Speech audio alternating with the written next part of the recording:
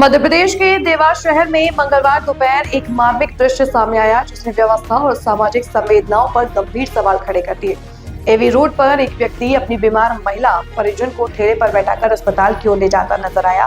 तेज धूप और व्यस्त सड़क के बीच यह दृश्य देख राहगीर भी ठिठक गए।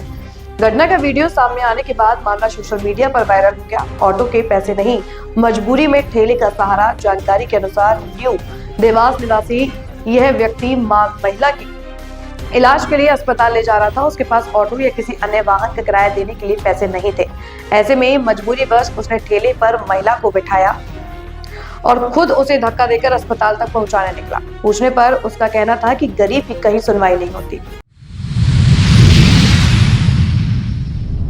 अभिनेता से नेता बने विजय को करोड़ भगदड़ मामले में केंद्रीय जांच ब्यूरो ने बड़ा झटका दिया है। सीबीआई ने टीवी के प्रमुख विजय को 12 जनवरी को पूछताछ के लिए तलब किया है। यह मामला पिछले साल 27 सितंबर को विजय की रैली में पहुंची हुई भगदड़ से हुआ है, जिसमें 41 लोगों की जान चली गई थी। यह घटना करूर जिले के वेलुसामीपुरम में हुई है। विजय की पार्टी तमिलगा बैटरी कजगम की रैली में भारी भीड़ जमा हो गई थी। अधिकारियों के मुताबिक जगह की क्षमता करीब 10,000 लोगों की थी, लेकिन वहां लगभग 30,000 लोग इकट्ठा हो गए। सुरक्षा के नियमों का पालन नहीं हुआ और खाने पीने की पानी की उचित व्यवस्था भी नहीं थी, जिससे हालात और बिगड़ गए।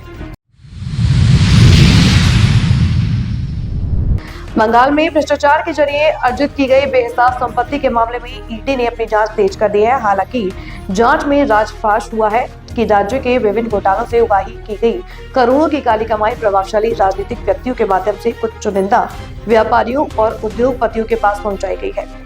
ईडी सूत्रों के अनुसार ऐसे 25 बड़े व्यापारियों और उद्योगपतियों की एक सूची तैयार की गई है, जो राजनीतिक रसूखदारों के बेहद करीबी माने जाते हैं। आरोप है कि पिछले 10 वर्षों में इन कारोबारियों की संपत्ति में 500% तक की अप्रत्याशित वृद्धि हुई है। यूपी में एसआईआर की पहली रफ सूची जारी हो गई है। अब लोग चुनाव आयोग की वेबसाइट पर जाकर ड्राफ्ट मतदाता सूची को अपना नाम देख सकते हैं। राज्य के मुख्य निर्वाचन अधिकारी नवनीत रेणवा ने बताया कि प्रदेश में 12 करोड़ 55 लाख मतदाता हैं। पहले चरण के बाद 2 करोड़ 89 यानी 18% नाम कट गए। 6 जनवरी से दावे आपत्तियां की जा सकती हैं। जिनके भी नाम पहली ड्राफ्ट सूची में नहीं है, वे 6 फरवरी तक फॉर्म 6 भर कर जमा कर सकते हैं, ताकि उनका नाम जोड़ा जा सके। 6 मार्च 2026 को अंतिम सूची जारी की जाएगी। दावे और आपत्तियां मुफ्त हैं। आयोग ने हेल्पलाइन नंबर 1950 जारी किया है, जहां सहायता ली जा सकती है। शहरी क्षेत्रों में कम सहयोग को देखते हुए आयोग ने विशेष कैंप की लगाने की योजना बनाई है। एआईएमआईएम प्रमुख असदुद्दीन ओवैसी ने भाजपा नेता नवनीत राणा के एक बयान पर निशाना साधा है। नवनीत राणा ने कहा कि देश की जनसांख्यिकीय संरचना पाकिस्तान जैसी ना हो जाए, इसलिए उन्हें 4 बच्चे पैदा करने चाहिए। ओवैसी ने राणा का नाम लिए बिना कहा कि मेरे 6 बच्चे हैं और तुम 4 नहीं 8 बच्चे पैदा करो, कौन रोक रहा है। महाराष्ट्र में अकोला में एक रैली को संबोधित करते हुए ओवैसी ने कहा, मेरे 6 बच्चे हैं और मेरी दाढ़ी सफेद हो रही है। किसी ने कहा था कि 4 बच्चे होने चाहिए, 4 ही क्यों, 8 बच्चे पैदा करो, कौन रोक रहा है। रैली में असदुद्दीन ओवैसी ने आरएसएस प्रमुख मोहन भागवत और आंध्र प्रदेश के मुख्यमंत्री एन चंद्रबाबू नायडू के भी बयान का जिक्र किया। दरअसल टीडीपी भाजपा के नेतृत्व वाली केंद्र सरकार का हिस्सा है और चंद्रबाबू नायडू ने भी ज्यादा बच्चे पैदा करने का बयान दिया था। जवाहरलाल नेहरू विश्वविद्यालय जेएनयू में उस वक्त तनाव का माहौल बन गया जब छात्रों ने सुप्रीम कोर्ट द्वारा उमर खालिद और शर्जील इमाम की जमानत याचिका खारिज होने के बाद प्रदर्शन किया।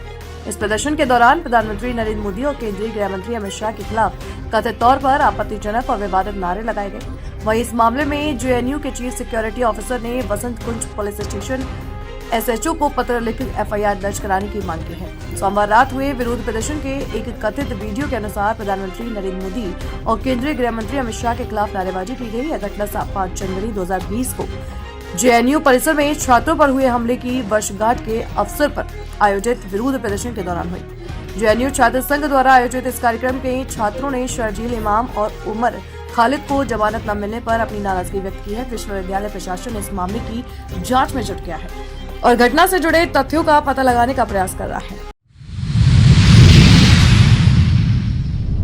अंतर्राष्ट्रीय हिंदू परिषद के अध्यक्ष डॉक्टर प्रवीण तोगड़िया मुरादाबाद जाते समय मुजफ्फरपुर के रामपुर तिराहे पर कुछ देर के लिए रुक गए, जहां संगठन के कार्यकर्ताओं ने उनका जोरदार स्वागत किया।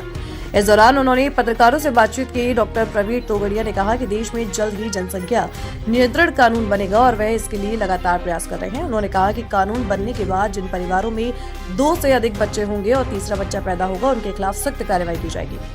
तोगड़िया ने कहा कि तीसरे बच्चे के जन्म पर पूरे परिवार का सरकारी राशन बंद कराया जाएगा। बच्चों को सरकारी स्कूलों में प्रवेश नहीं मिलेगा, सरकारी अस्पताल से दवाइयां नहीं मिलेगी और बैंक से लोन भी नहीं दिया जाएगा। इसके साथ ही सरकारी नौकरी पर रोक लगेगी और वोट डालने का अधिकार भी समाप्त कर दिया जाएगा।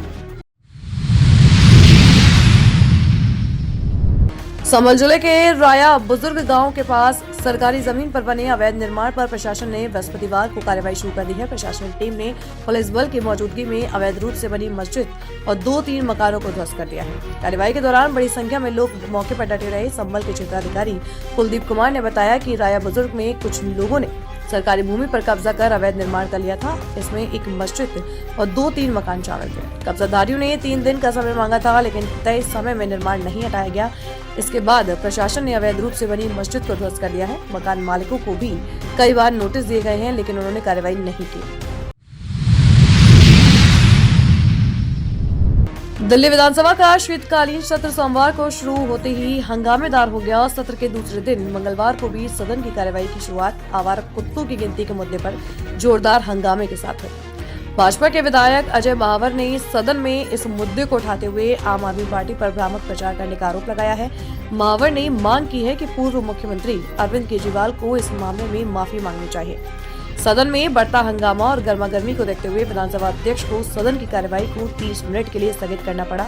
दोबारा बैठक शुरू होने पर विधानसभा में फिर हंगामा होने लगा, जिसे देखते हुए 1 बजे तक बैठक स्थगित कर दी गई। पड़ोसी देश नेपाल एक बार फिर हिंसा की चपेट में आ गया है। भारतीय सीमा से सटे नेपाल के पारसा और धनुषा धाम जिले में हिंसा भड़क उठी है। पूरे इलाके में हाई अलर्ट जारी किया गया है। इसी बीच भारत नेपाल सीमा भी सील कर दी गई है। धनुषा जिले में मस्जिद में तोड़फोड़ के बाद नेपाल में सांप्रदायिक हिंसा शुरू हो गई है, जिसकी तस्वीरें सोशल मीडिया पर भी सामने आई है। बिहार में सटी सीमा पर प्रदर्शन। पारसा के वीरगंज में हिंसक प्रदर्शन पर काबू पाने के लिए पुलिस ने आंसू गैस के गोले दागे हैं। पारसा जिले की सीमा बिहार के रक्सौल जिले से लगती है। दक्षिणी नेपाल में सीमा से आवाजाही रोकने के लिए भारतीय सीमा भी सील कर दी गई है। नेपाल पुलिस के अनुसार धनुषा के सखुवा मारान इलाके में कुछ लोगों ने मिलकर मस्जिद में तोड़फोड़ शुरू कर दी। इस घटना का वीडियो सोशल मीडिया पर आग की तरह फैल गया, जिसके जवाब में हिंदू समुदाय के खिलाफ नफरत फैलाने वाले बयान सामने आए हैं। सोशल मीडिया से प्रभावित होकर मुस्लिम समुदाय के युवाओं ने हिंसक प्रदर्शन करना शुरू कर दिया।